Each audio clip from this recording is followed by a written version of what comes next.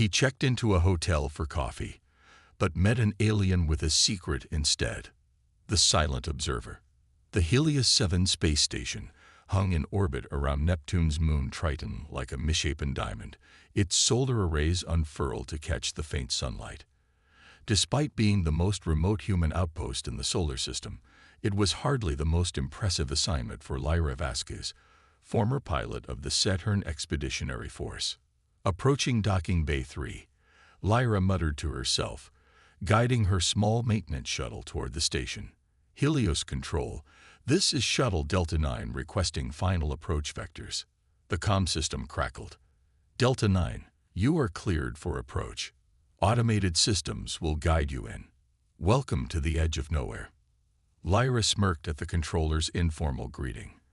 At least someone here had a sense of humor. She'd been expecting the usual corporate monotone from Helios Orbital Industries, the private corporation that maintained this scientific outpost. The shuttle slid into the docking bay with gentle precision, the magnetic clamps engaging with a soft thud that reverberated through the hull. Lyra gathered her personal effects, barely more than a duffel bag containing a few changes of clothes and her technical manuals, and headed toward the airlock. As the pressure equalized and the doors hissed open, she stepped into the reception area. The station interior was stark and utilitarian. White polymer walls, recycled air with a hint of ozone, and the constant hum of life support systems. Engineer Vasquez, a tall, thin man with pale skin and startlingly violet eyes, approached her. I'm Zephyr. I've been assigned to assist you during your stay. There was something odd about him. His movements were too fluid, almost hypnotic in their precision. His features were symmetrical to the point of being unsettling. Nice to meet you, Zephyr, Lyra replied, studying him. Unusual name. A call sign, of sorts, he said with a smile that didn't quite reach his eyes. Everyone here uses them. Security protocol. Interesting. I wasn't briefed on that. Lyra shouldered her bag. I was told this was a routine maintenance assignment, calibrating the long-range sensors after the recent solar flare activity. That's correct, Zephyr nodded. I'll show you to your quarters first. The station director is eager to meet you, but he's currently in a meeting. As they walked through the station's curved corridors, Lyra noticed subtle inconsistencies. Sections that were supposed to be dormant, according to her briefing, showed power usage on the monitoring panels they passed. Crew members spoke in hushed tones, falling silent when she approached. How many personnel are currently stationed here? She asked casually. 23, Zephyr replied without hesitation. Primarily research scientists and maintenance crews. That was strange. Her briefing had mentioned only 15 personnel. Either her information was outdated or something wasn't adding up. They reached a small but comfortable cabin. These are your quarters, Zephyr said, gesturing to the door. The access code is 722429. The cafeteria is open 24 hours. We operate on Earth Standard Time despite our location. Your maintenance schedule has been loaded onto the terminal. Thank you, Lyra said, stepping inside. When can I meet with the director? He'll summon you when he's available. Zephyr's tone was polite but firm. In the meantime, please feel free to familiarize yourself with the station layout. Restricted areas are clearly marked. After Zephyr left, Lyra unpacked quickly and reviewed the station schematics on her terminal. According to the official records, the eastern wing was powered down for conservation, yet she'd noticed active power readings in that section. Curious. The cafeteria was nearly empty when she arrived. The lone figure sat at a corner table, nursing a cup of something steaming. Lyra selected a meal from the synthesizer, something approximating beef stew, and approached. Mind if I join you? She asked. The woman glanced up, dark circles under her eyes suggesting a prolonged lack of sleep. Please, she gestured to the empty chair. Dr. Reeves. Astrophysics. Lyra Vasquez. Engineering. Ah. The sensor specialist. Dr. Reeves nodded. Your arrival has been anticipated. Strange place for an astrophysicist. Lyra commented, "I thought this was primarily a geological research station, studying Triton's cryovolcanism." Dr. Reeves's expression tightened slightly. "We study many things here at Helios 7, including things in the Eastern Wing," Lyra asked innocently. The doctor's spoon clattered against her bowl. "That section is restricted. So I've been told, yet it's drawing significant power for a supposedly dormant area." Dr. Reeves leaned forward, lowering her voice. "Engineer Vasquez, a word of advice. Focus on your assigned tasks. Curiosity isn't rewarded here." Before Lyra could respond, a notification chimed on her wristband. A message from the director requesting her presence immediately. That was fast. "Duty calls," she said, rising from the table. Dr. Reeves merely nodded, returning to her meal with deliberate focus. The director's office was located near the station's command center. The door slid open as she approached, revealing a spacious room with a panoramic view of Triton's icy surface below. Engineer Vasquez, the man behind the desk, stood to greet her. "Director Harlow, thank you for coming so promptly." He was shorter than she expected, with a weather-beaten face and shrewd eyes that evaluated her carefully. "Your reputation precedes you," he continued.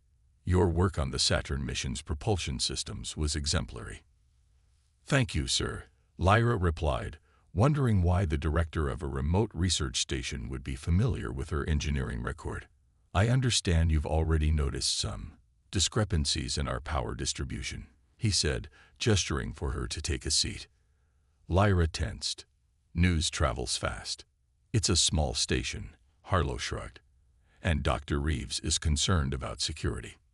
"Is there something I should be concerned about, Director?" Harlow steepled his fingers. "What's your security clearance, Engineer Vasquez?" "Omega-7, she replied. "Standard for deep space assignments." "Not adequate," he muttered, more to himself than to her. "Listen carefully, Engineer. You're here to fix the sensors, yes, but that's not the complete picture. We're experiencing unusual energy fluctuations throughout the station. Your expertise might help us identify the cause." "That wasn't in my brief," Lyra said, frowning. "No, it wouldn't be. The company prefers to handle these matters discreetly." Harlow sighed. "Complete your primary assignment first, then we'll discuss the other matter." As Lyra left the office, she couldn't shake the feeling that she was being manipulated.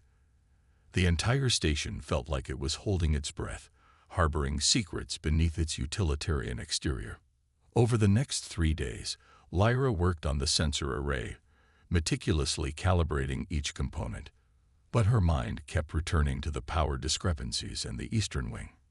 During her breaks, she casually explored the station, noting the movement patterns of the crew, the security protocols, and the locations of surveillance systems. On the 4th day, she spotted Zephyr entering a supposedly sealed section of the Eastern Wing. His hand pressed against a hidden panel, revealing a biometric scanner that wasn't on any of the schematics. That night, Lyra waited until the station's cycle shifted to the sleep period before slipping out of her quarters. The corridors were dimly lit with the blue emergency lighting, casting eerie shadows as she made her way toward the Eastern Wing. She approached the hidden panel she'd seen Zephyr use. Without biometric access, she'd need to override the system. Fortunately, bypassing security systems was something of a specialty, one she'd developed during the Saturn mission, when standard protocols had failed during a critical malfunction. The panel beeped softly as her override sequence was accepted.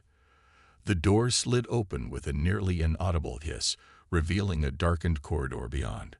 Lyra stepped through, her heart pounding against her ribs. The air here felt different, cooler, with a strange metallic tang. The walls were lined with an unfamiliar material that seemed to absorb light rather than reflect it. As she moved deeper into the restricted area, the ambient temperature continued to drop. A soft blue glow emanated from beneath a door at the end of the corridor. Lyra approached cautiously, pressing her ear against the cold surface. Strange sounds filtered through, not voices exactly, but rhythmic tones that rose and fell in patterns that felt almost like language. The door suddenly slid open. Lyra stumbled forward, catching herself against the frame as she came face to face with Zephyr. "I suspected you might come exploring," he said, his voice eerily calm. "Humans rarely resist the allure of forbidden knowledge." "Humans," Lyra echoed, the word choice striking her as odd. Zephyr's skin seemed to shimmer under the blue light, tiny facets becoming visible across his cheekbones and forehead. "Perhaps it's time for honesty between us, Engineer Vasquez." He gestured for her to enter the room beyond. Lyra hesitated only briefly before stepping inside. The chamber was vast, its ceiling reaching up at least 3 decks. The walls curved organically, nothing like the angular structure of the rest of the station, and suspended in the center, floating within a containment field, was what appeared to be a small star, a swirling mass of energy that pulsed with an internal rhythm. But what truly froze Lyra in place were the beings gathered around it, humanoid in general shape, but clearly not human. Their bodies seemed composed of crystalline structures that refracted the light from the energy core, casting rainbow patterns across the walls. "What is this?" she whispered, though she was already piecing together the truth. "This," Zephyr said, his own skin now openly displaying the same crystalline properties as the others, "is why you're really here, Lyra Vasquez." The sensor array was merely a cover. One of the crystalline beings approached, its movement a graceful glide rather than a walk. When it spoke, the sound bypassed her ears entirely, resonating directly within her mind. "The observer has arrived," it communicated. "Now we can begin." Zephyr turned to her, his violet eyes now glowing with an internal light. "Welcome to the first interspecies diplomatic summit in human history, Engineer Vasquez. Your real assignment is about to begin." Echoes across stars. Lyra stood frozen among the crystalline beings, her mind racing to process what she was witnessing. The floating energy core pulsed rhythmically, casting prismatic light across the chamber. "This is impossible," she whispered, though the evidence hovered before her eyes. "No more impossible than humans reaching Neptune's orbit," Zephyr replied, his true form now fully visible. A humanoid crystalline entity whose faceted surface shimmered with internal light. "We've been observing your species for decades." The elder crystalline being who had addressed her earlier approached. Unlike Zephyr, who maintained roughly human proportions, this entity was more abstract in form, with crystalline extensions that branched from its central mass like frozen lightning. "I am Lumina, elder speaker of the Crystallis Collective." The being's thoughts resonated in Lyra's mind. "What you see before you is a quantum resonance node, a doorway between our worlds." Director Harlow entered the chamber, appearing unsurprised by the gathering of alien beings. "I apologize for the deception, Engineer Vasquez. Our security protocols necessitated a gradual introduction." "Why me?" Lyra demanded, turning to face him. "I'm a maintenance engineer, not a diplomat." "Because of Saturn," Harlow said simply. "Your emergency repairs during the Enceladus crisis. You encountered something there, didn't you? Something you never reported." Lyra's breath caught. During her final mission on Saturn's moon Enceladus, she discovered crystalline formations beneath the icy surface while repairing a research probe. Formations that emitted radio signals on frequencies that shouldn't have been possible in those conditions. She dismissed it as some unknown natural phenomenon, but something had compelled her to keep it to herself. "It was you," she said, looking at Zephyr. "Your people were on Enceladus." "An outpost," Zephyr confirmed.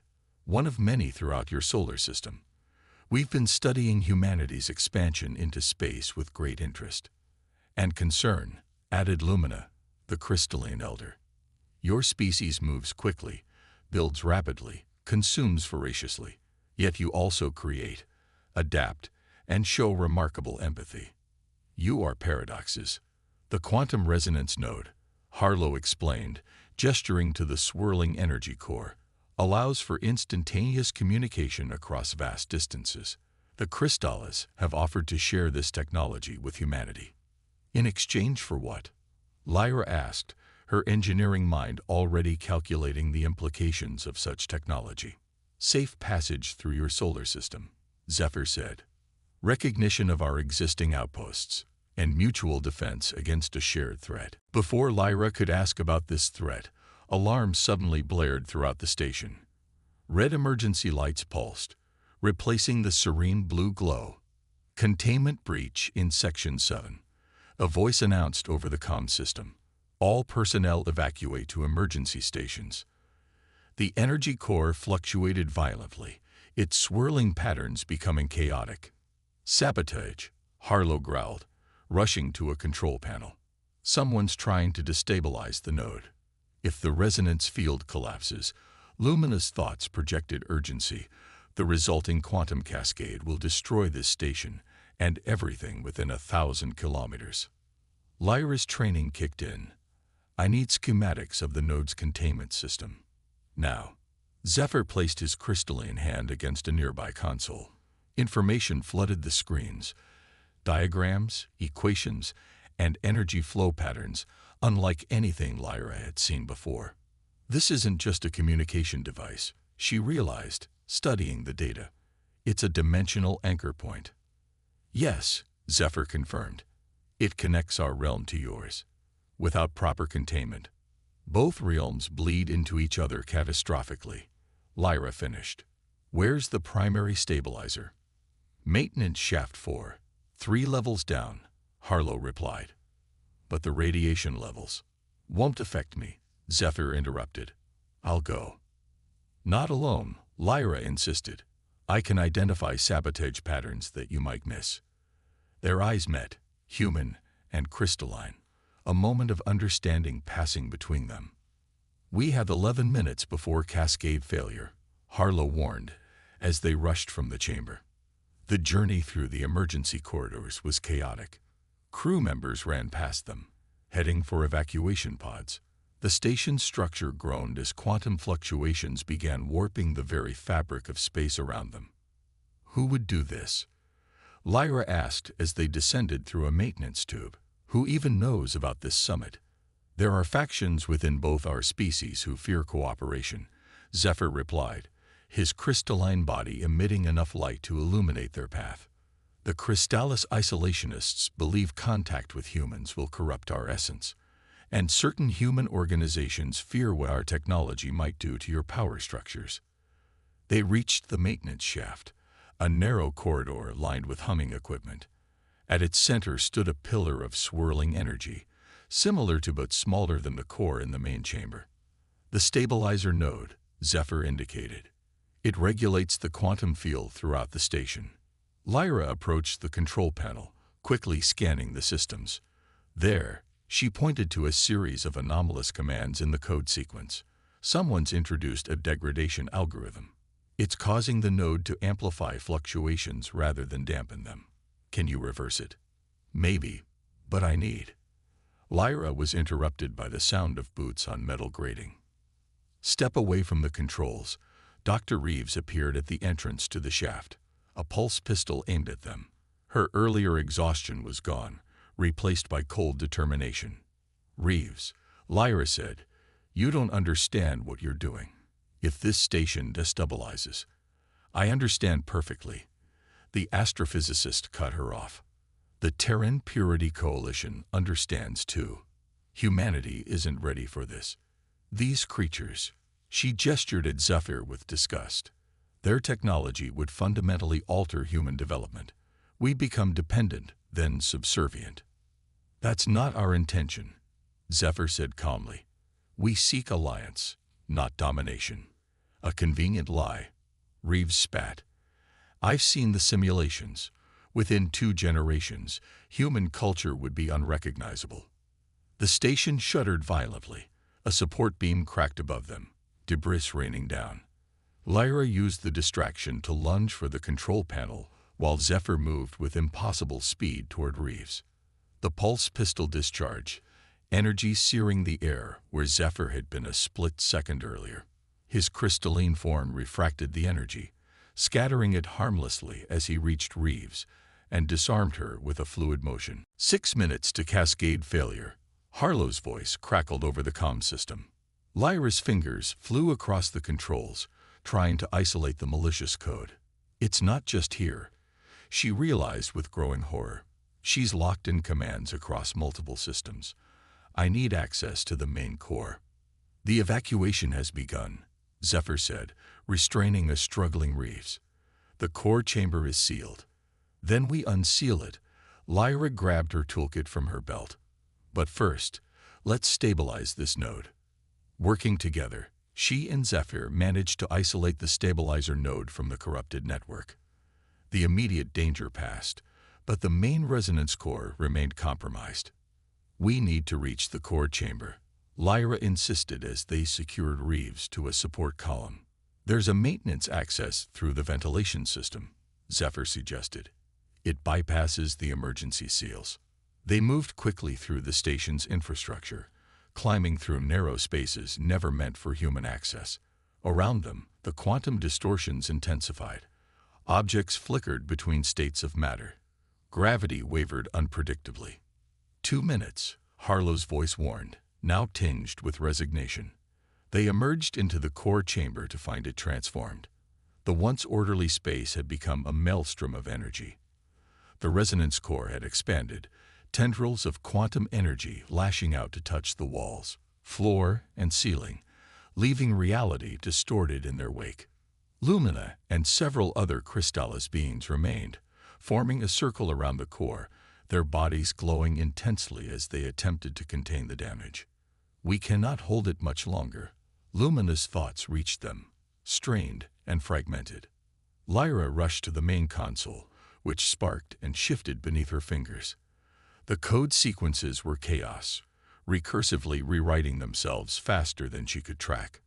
I can't stop it through the interface, she realized. The system is too corrupted. Then we must collapse it manually, Zephyr said grimly. From within. That would require direct quantum resonance, Lumina objected. No human could survive such exposure. But a Crystallis could, Zephyr stated.